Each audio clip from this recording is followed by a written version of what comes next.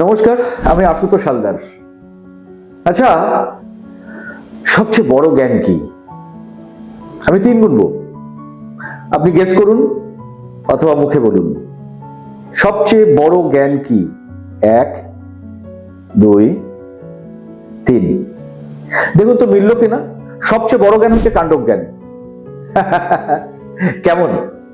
আচ্ছা, আমি আমি গ্র্যাজুয়েট, কিন্তু আমার কোনো কাণ্ড জ্ঞান নেই।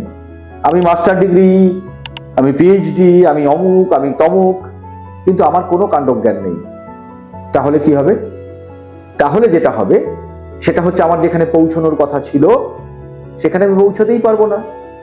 যদি কোনো কারণে ধরা যাক আমার এডুকেশনাল কোয়ালিফিকেশন খুব ভালো, আমি সেই জায়গায় পৌঁছালাম, কিন্তু আমার কাণ্ড জ্ঞান নেই, আমি আরো উপরে তো যেতেই পারবো না, আমার অধঃপতন হয়ে যাবে। আমি ওই জায়গাটাকেই ধরে রাখতে পারবো না।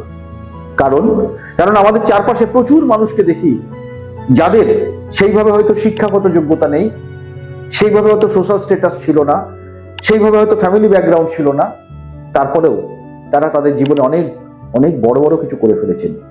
কিসের উপর দাঁড়িয়ে? কেবলমাত্র এই কাণ্ডজ্ঞানের উপরে। বন্ধুরা, আমরা এই কাণ্ডজ্ঞানটা নিয়ে খুব একটা কথা বলছি না, কিন্তু আমার মনে হয় যদি আমরা একটু কাণ্ডজ্ঞানটা নিয়ে ভাবি, তাহলে কিন্তু আমাদের জীবনের যেখানটায় আমরা পৌঁছেছি, অ্যাটলিস্ট এটা তো একদম একদম স্থির নিশ্চিত যে আমরা যে জীবনের যেখানেই রয়েছি না কেন, অ্যাকচুয়ালি ওটা আমার জায়গা নয়। আমি আরেকটু এগোতে পারতাম, হয়তো অনেক এগোতে পারতাম, কেবলমাত্র এই কাণ্ডজ্ঞানের অভাবে আমি সেই জায়গাটায় পৌঁছাতে পারিনি। তো আপনি কি ভাবছেন?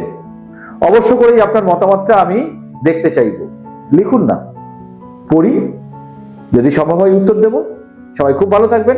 আজ এখানে শেষ করলাম। নমস্কার।